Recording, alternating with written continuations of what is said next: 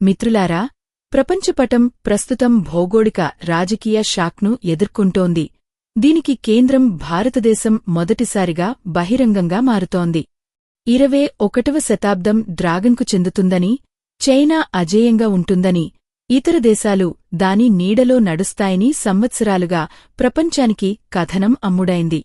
కాని నేడు open data మరియు గ్రౌండ్ రిపోర్ట్లు వేరే కథను చెబుతున్నాయి. డ్రాగన్ బయట మెరుస్తూ ఉంటుంది, కాని లోపల కుళ్ళిపోయింది. పాకిస్తాన్ దాని ఒడిలో పావుగా మారింది, మరియు భారతదేశం తన ఆటను పెంచింది. ఇప్పుడు ప్రశ్న చైనా ఏమి చేస్తుందనేది కాదు. అసలు ప్రశ్న భారతదేశం తరువాత ఏమి చేస్తుంది? కథలో మొదటి పగులు చైనాతో ప్రారంభమవుతుంది. కాని భారతదేశం దానిని సద్వినియోగం చేసుకుంటోంది. బెల్ట్ అండ్ రోడ్ ఇనిషియేటివ్ పేరుతో చైనా సగం ప్రపంచంలో రోడ్లు, రైల్వేలు మరియు ఓడరేవులను నిర్మించింది. కాని నిజమైన సంపద అప్పుల ఉచ్చు. 1949 తర్వాత తొలిసారిగా ప్రపంచ ఆర్థిక వ్యవస్థ రికార్డు స్థాయిలో కనిష్ట స్థాయికి చేరుకుందని నివేదికలు చెబుతున్నాయి. కర్మాగారాల్లో యంత్రాలు ఉన్నాయి, కాని వాటిని నిర్వహించడానికి తగినంతమంది యువకులు లేరు. యువత నిరుద్యోగం 20% కంటే ఎక్కువగా పెరిగింది. ఒకప్పుడుకి ప్రధాన సహకారిగా ఉన్న రియల్ ఎస్టేట్ రంగం కార్డుల ఇల్లులా కూలిపోయింది మరియు వృద్ధాప్య జనాభా భారంగా మారింది. అది కూడా చేయలేకపోయింది, పన్నులు చెల్లించడం లేదా ఉత్పత్తిని పెంచడం. ఒక దృశ్యాన్ని ఊహించుకోండి. ఎత్తైన భవనాలు, విశాలమైన రోడ్లు, ప్రకాశవంతమైన వీధిలైట్లు, కాని ఖాళీ ఫ్లాట్లు. దుకాణాలు లాక్ చేయబడ్డాయి, పార్కులు నిర్జనమే ఉన్నాయి. నివేదికలు ఈ నగరాలను దెయ్యం నగరాలుగా పిలుస్తున్నాయి. విదేశీ పెట్టుబడిదారులు విశ్వాసం దెబ్బతింది. భారతదేశం వంటి దేశాలవైపు సరఫరా గొలుసులు మారుతున్నాయి మరియు చైనా విదేశాలలో ప్రాజెక్టులను విక్రయించడానికి ఉపయోగించే డాలర్లు ఒత్తిడిలో ఉన్నాయి. విదేశీ మారక నిల్వలు ఒత్తిడిలో ఉన్నాయి. అంతర్గత శక్తి బలహీనపడినప్పుడు ప్రచారం మొదటి ఆశ్రయంగా మారుతుంది. అందుకే చైనా ప్రతి వేదికపై తన కథనాన్ని అమ్ముతోంది. కాని క్షేత్రస్థాయిలో వాస్తవికత భిన్నంగా ఉంది మరియు భారతదేశం తనను తాను స్థిరమైన, ప్రజాస్వామ్య మరియు నమ్మదగిన ప్రత్యామ్నాయంగా ప్రదర్శిస్తోంది. కథలో తదుపరి మలుపు ఇక్కడే ప్రారంభమవుతుంది మరియు డ్రాగన్ లోపలి నుండి ఆగిసలాడుతూ తన పాపాలను దాచడానికి ఒక కవచాన్ని వెతుకుతున్నప్పుడు దాని పురాతన బంటు పాకిస్తాన్ కథలోకి ప్రవేశిస్తుంది. జింజియాంగ్ గురించి నిజం ఇకపై ప్రపంచం నుండి దాచబడలేదు. ఉయిఘర్ ముస్లింలను అక్కడి నిర్బంధ శిబిరాల్లో ఉంచి బలవంతంగా పని చేయించుకుంటున్నారని నివేదికలు మరియు ఉపగ్రహ చిత్రాలు చూపించాయి. మసీదులకు తాళాలు వేస్తున్నారు. ఇదంతా ఓపెన్ సోర్సెస్లో నమోదు చేయబడింది. ఇప్పుడు ప్రశ్న తలెత్తుతుంది. ఇస్లాం యొక్క గొప్ప రక్షకుడిగా చెప్పుకునే అదే దేశం మరియు ప్రతి వేదికపై ఉమ్మా గురించి మాట్లాడుతుంది. జింజియాంగ్లో చెవిటి మరియు మూగగా ఎందుకు మారుతుంది? సమాధానం స్పష్టంగా ఉంది. ఇది పేదరికం మరియు తనఖా పెట్టుబడిన ఆర్థిక వ్యవస్థ. పాకిస్తాన్ పదేపదే బెయిలౌట్లపై ఆధారపడుతుందని ఐఎంఎఫ్ మరియు ప్రపంచ బ్యాంకు డేటా చూపిస్తుంది. స్టేట్ బ్యాంక్ డేటా ప్రకారం ద్రవ్యోల్బణం దాదాపు 40%కి చేరుకుంది. విదేశీ మారక నిల్వలు కొన్ని వారాల దిగుమతులను కవర్ చేయడానికి మాత్రమే సరిపోతాయి.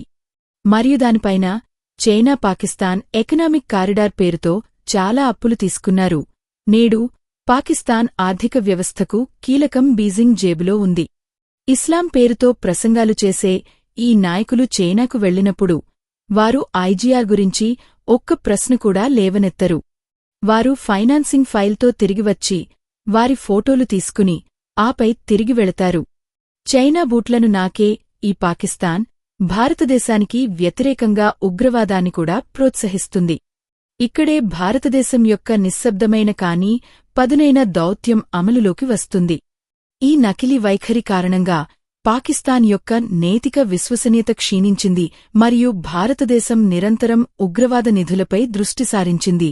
తీవ్రవాదం మరియు సరిహద్దు ఉగ్రవాదం, అంతర్జాతీయ వేదికలలో మరియు ప్రత్యక్షంగా భాగస్వామి దేశాలతో సంభాషణ. ఫలితంగా పాకిస్తాన్ గతంలో ఇస్లామిక్ కార్డును ప్లే చేయడం ద్వారా సానుభూతిని సంపాదించినప్పటికీ నేడు ఆ కార్డు ఎదురుదెబ్బ తగులుతోంది. ఇప్పుడు పాకిస్తాన్ను కూడా ప్రశ్నిస్తున్నారు. మీరు ముస్లింల పట్ల అంత సానుభూతిపరులైతే జింజియాంగ్పై మీరు ఎందుకు మౌనంగా ఉన్నారు? మరియు ఎప్పుడు పాకిస్తాన్ యొక్క నైతిక పునాది జారిపోతుంది, భారతదేశ దౌత్య పునాది బలపడుతుంది? ఈ మారుతున్న అధికార మార్పు కేవలం చైనా మరియు పాకిస్తాన్ కథ కాదని మీరు విశ్వసిస్తే బలహీనత, ఇది భారతదేశం యొక్క పెరుగుతున్న శక్తి కథ. కాబట్టి వీడియోను లైక్ చేయండి. అదేవిధంగా జై హింద్ అని కామెంట్ చేయడం మర్చిపోకండి. మరియు మీరు ఎక్కడి నుంచి ఈ వీడియో చూస్తున్నారు కామెంట్ చెయ్యండి మరియు ఛానల్కు సబ్స్క్రైబ్ చేయండి, ఎందుకంటే తదుపరి ట్విస్ట్ మధ్యప్రాచ్యం. ఇప్పుడు భారతదేశం ఒకప్పుడు దాని ఇస్లామిక్ వెనుక ప్రాంగణంగా భావించిన మధ్యప్రాచ్యాన్ని చూద్దాం. భారతదేశం అక్కడ పూర్తిగా ఎలా స్థిరపడింది? స్క్రిప్ట్ తారుమారైంది. పాకిస్తాన్ ఒకప్పుడు ఇస్లామిక్ కార్డును ధరించిన చోట భారతదేశం కోసం రెడ్ కార్పెట్ పరచబడుతోంది. గల్ఫ్ పాకిస్తాన్ కాశ్మీర్ గురించి ఏడ్చిన దేశాలే ఇప్పుడు భారతదేశంతో బహిరంగంగా నిలబడుతున్నాయి. యుఏఈ అధ్యక్షుడు బహిరంగంగా భారతదేశాన్ని పిలుస్తారు ప్రధానమంత్రిని తన సోదరుడు. అబుదాబిలోని హిందూ దేవాలయం కోసం భూమి మరియు వనరులను ఉదారంగా విరాళంగా ఇస్తారు. సంవత్సరాలుగా పాశ్చాత్య మీడియా భారతదేశంపై అసహనం యొక్క కథనాన్ని సృష్టిస్తోంది. కాని అరబ్ షేక్ స్వయంగా ఒక హిందూ దేవాలయాన్ని ప్రారంభించినప్పుడు ఆ కథనం స్వయంచాలకంగా కూలిపోవడం ప్రారంభమవుతుంది.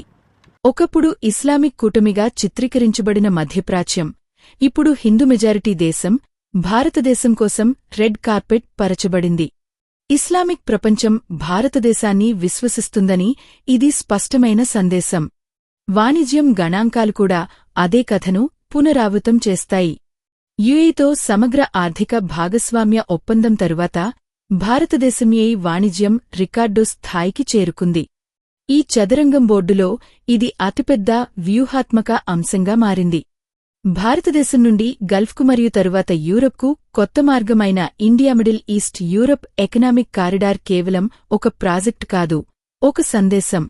భారతదేశం దాని కేంద్రంగా ఉండటంతో ఆసియా ఇప్పుడు రుణ ఉచ్చు కాకుండా నమ్మకం మరియు సమతుల్యత రాజకీయాలచే ఆధిపత్యం చెలాయిస్తుంది. డాలర్ను పక్కన పెట్టి భారతదేశం మరియు యుఏఈ నేరుగా రూపాయలు మరియు దిర్హాంలలో వర్తకం చేస్తున్నాయి. దీని అర్థం ఆట వాషింగ్టన్ నిబంధనలపై లేదా బీజింగ్ నిబంధనలపై కాదు. ఆట ఇప్పుడు ఢిల్లీ నిబంధనలపై సెట్ చేయబడుతోంది. ఇక్కడి నుండి కథ మరొక పొరను విప్పుతుంది. భారతదేశం కేవలం మిడిల్ ఈస్ట్ లేదా పాకిస్తాన్ స్థాయిలో ఆడటం లేదు. ఇది ఒకేసారి బహుళ కోణాలను సమతుల్యం చేస్తోంది. ఇది యుఎస్, రష్యా, గల్ఫ్ మరియు యూరప్తో సంబంధాలను సమతుల్యం చేస్తోంది, అన్నీ దాని స్వంత ప్రయోజనాలకు ఉపయోగపడే విధంగా. భారతదేశం యొక్క బహుళ వెక్టర్ విధానం యుఎస్, రష్యా, గల్ఫ్ మరియు యూరప్తో సంబంధాలను ఏర్పరచుకోవడం. రష్యా నుండి చౌకైన చమురు కొనుగోలు చేయవద్దని అమెరికా భారతదేశంపై ఒత్తిడి తెస్తూనే ఉంది.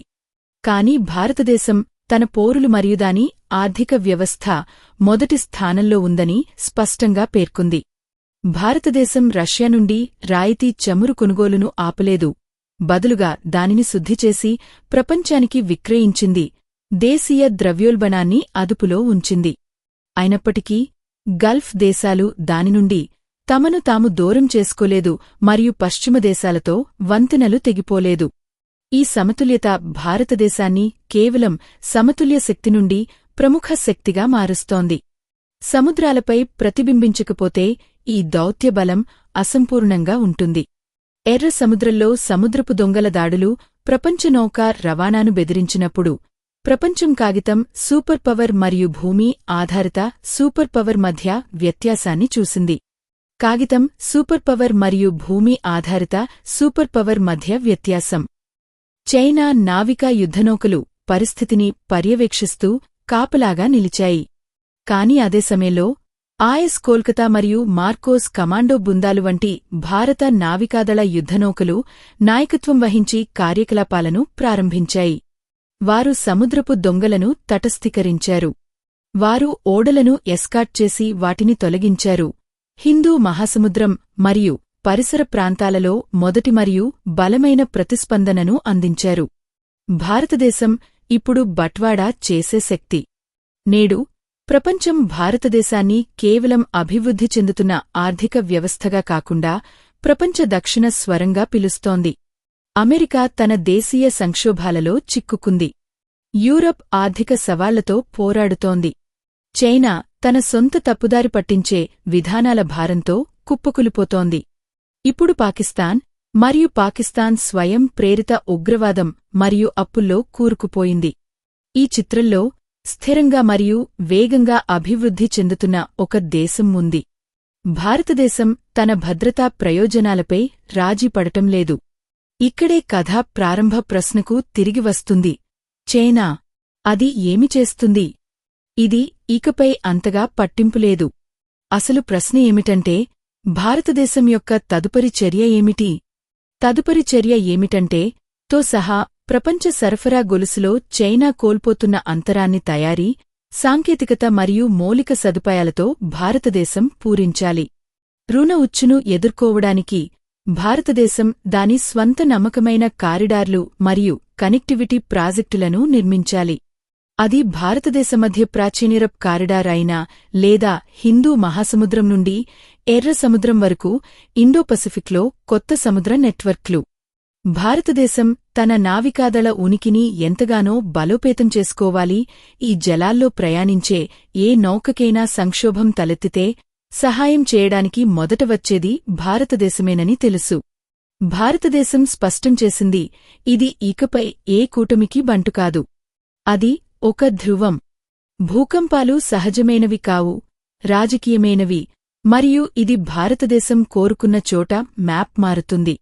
ఈ కొత్త భారతదేశం అణిచివేయబడటం ద్వారా కాకుండా ఒత్తిడి చేయడం ద్వారా ముందుకు సాగుతుందని మీరు విశ్వసిస్తే దయచేసి ఈ వీడియోను షేర్ చేయండి. భారతదేశం యొక్క అతిపెద్ద బలం ఏమిటని మీరు అనుకుంటున్నారో దానిపై వ్యాఖ్యానించండి. సైనిక, ఆర్థిక వ్యవస్థ, దౌత్యం లేదా యువ జనాభాపై మరిన్ని భౌగోళిక, రాజకీయ విషయాల కోసం ఛానల్కు సభ్యత్వాన్ని పొందడం మర్చిపోవద్దు.